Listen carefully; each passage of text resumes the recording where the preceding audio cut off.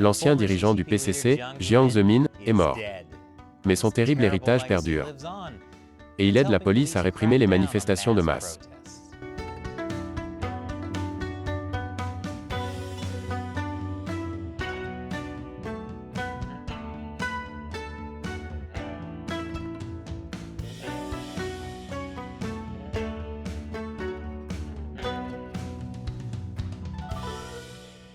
Bienvenue sur Chine non censurée, je suis Chris Chappell. Cet épisode est sponsorisé par Surfshark. Chaque fois que vous allez en ligne, en particulier pour regarder ce qui se passe en Chine en ce moment, vous devriez utiliser un VPN comme Surfshark pour protéger votre identité. Donc, l'ancien, vieux leader chinois Jiang Zemin est mort à l'âge de 96 ans.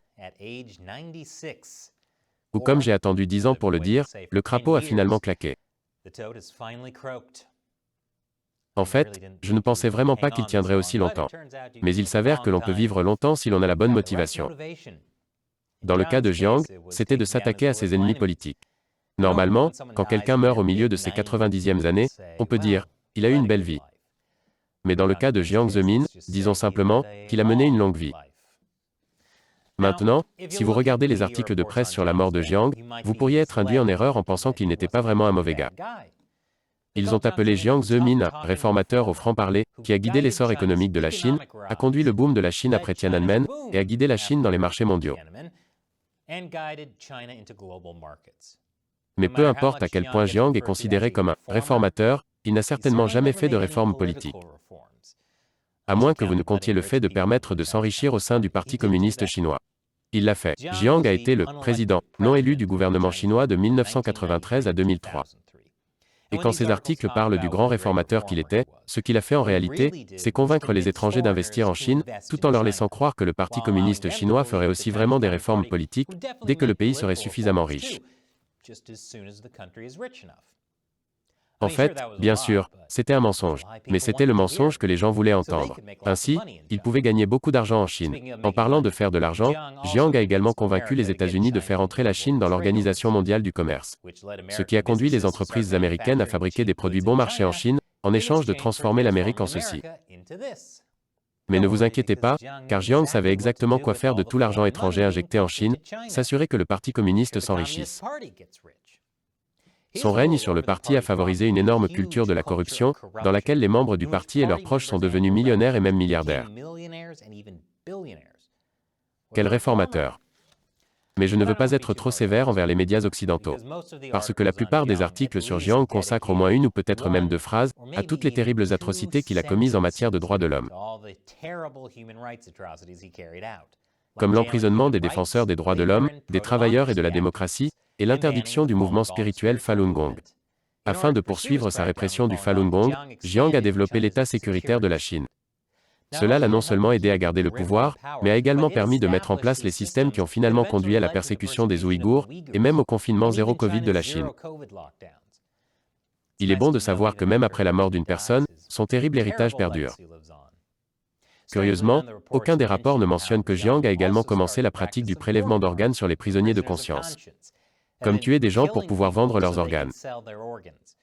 Des gens comme les Tibétains, les chrétiens, les Falun Gong et les Ouïghours. Il est assez ironique que Jiang soit mort d'une défaillance de multiples organes. Mais pourquoi se concentrer sur toutes les choses horribles que Jiang a faites, quand les médias peuvent se concentrer sur sa personnalité colorée à la place? Il a cité le discours de Gettysburg. Il a chanté en public. Il a dansé le cha-cha sur Love Me Tender. Quel chic type. Ok, j'ai compris, Jiang est un mème ambulant. C'est amusant de se moquer de lui. Mais il y a une étrange dose de nostalgie pour Jiang et le bon vieux temps du PCC. Mais il n'y a pas eu de bon vieux temps pour le PCC.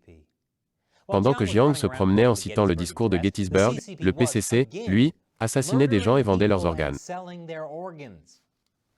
N'oublions pas cela. Et après la pause, la mort de Jiang laisse le leader chinois Xi Jinping dans une situation délicate. Bienvenue à nouveau. Le leader chinois Xi Jinping n'est probablement pas très triste de la mort de Jiang Zemin. Les fans du feuilleton communiste préféré des gens, l'hostilité générale, savent que Jiang et Xi sont opposés dans une lutte de pouvoir depuis des années. En fait, j'ai entendu dire que l'hostilité générale aura un épisode très spécial la semaine prochaine sur la mort de Jiang, et ce que cela signifie pour la lutte de pouvoir du PCC. Alerte spoiler, ce n'est pas parce qu'il est mort que c'est fini. Préparez le popcorn. La mort de Jiang survient à un moment délicat pour Xi Jinping, après un week-end de protestation contre les mesures de confinement de zéro Covid prises par Xi. La dernière fois que des manifestations ont éclaté en Chine, c'était en 1989, lorsque la mort de Hu Yaobang, ancien responsable du PCC, a déclenché les manifestations pro-démocratie de la place Tiananmen, qui ont fini par s'étendre à tout le pays. Aujourd'hui, Jiang Zemin n'est pas aussi populaire que l'était Hu Yaobang. Mais Xi Jinping et le Parti communiste chinois sont probablement inquiets d'une récidive.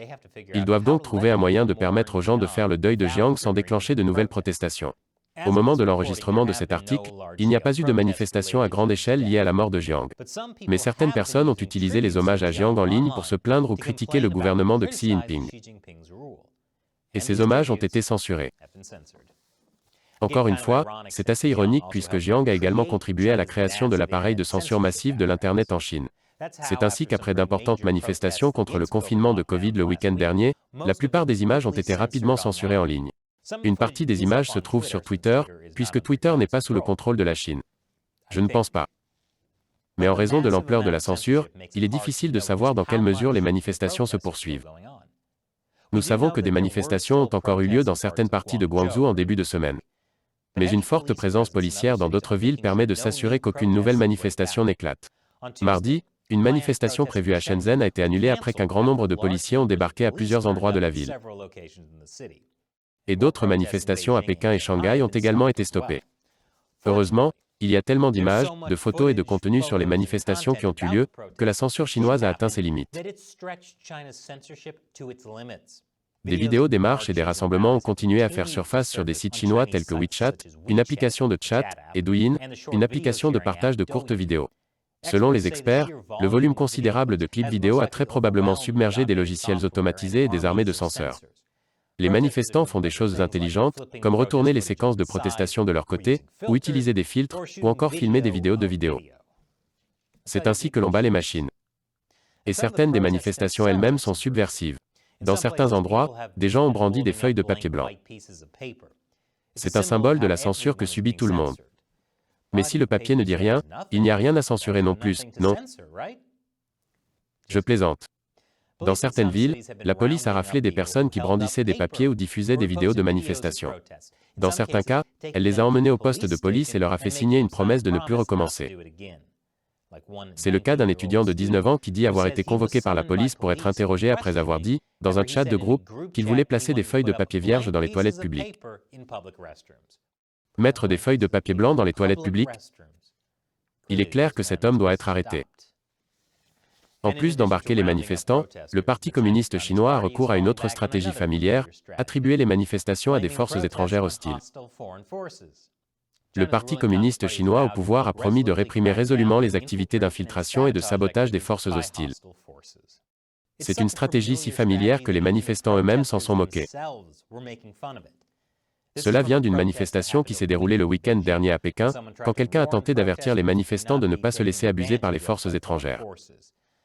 Mais les manifestants ne l'ont pas cru.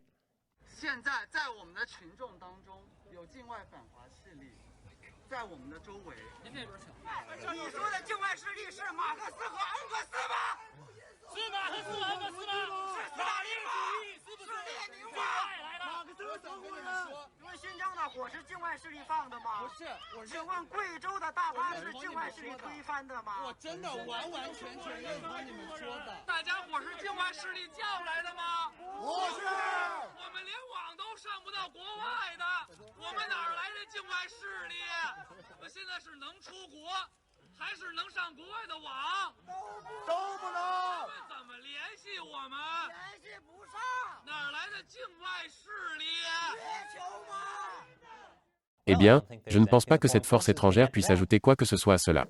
Mais peut-être, juste peut-être, que ces protestations sont en train d'accomplir quelque chose.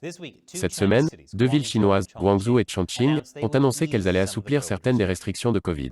Mais en annonçant la levée des mesures de confinement, les autorités de Guangzhou n'ont pas mentionné les protestations, et le quartier où les violences de mardi ont éclaté est resté sous contrôle strict. Alors, peut-être que le changement de politique n'est qu'une coïncidence? Pendant ce temps, la ville de Zhengzhou, où les travailleurs d'une usine d'iPhone ont manifesté la semaine dernière, a officiellement levé son confinement de toute la ville, pour le remplacer par des restrictions sur des centaines d'immeubles et de blocs d'appartements. Alors, une promesse de réforme, sans que rien ne change réellement? Jiang Zemin serait fier. Et cet épisode est sponsorisé par Surfshark. Lorsque vous allez en ligne, tout ce que vous faites est suivi et enregistré par les sites web que vous visitez et votre fournisseur d'accès à Internet. Et dans de nombreux cas, par votre gouvernement. Et si vous êtes dans un pays qui censure les médias sociaux, vous aurez besoin d'un VPN comme Surfshark pour pouvoir poster des choses sur Twitter, comme des images de manifestations importantes, ou des commentaires désobligeants sur des personnes que vous détestez. Mais peu importe où vous vivez ou ce que vous faites en ligne, vous devriez toujours garder votre activité Internet privée avec un VPN. Et Surfshark a maintenant des serveurs dans plus de 100 pays, plus que tout autre VPN. Cela rend donc votre connexion plus rapide et plus fiable. De plus, Surfshark dispose d'un cryptage haut de gamme et d'une politique d'absence de logs, ce qui signifie qu'il ne collecte pas vos données de navigation. Découvrez donc Surfshark. Avec un seul compte Surfshark, vous pouvez connecter autant d'appareils que vous le souhaitez. Essayez-le dès maintenant. Surfshark propose une offre spéciale comprenant une réduction de 83% sur un plan de 2 ans et 3 mois supplémentaires gratuits. Vous pouvez vous protéger pour seulement $2,21 par mois. Rendez-vous sur surfshark.com/uncensored et utilisez le code uncensored pour profiter de cette offre. Le lien est dans la description ci-dessous. Encore une fois, je suis Chris Chappell, merci d'avoir regardé Chine non censurée.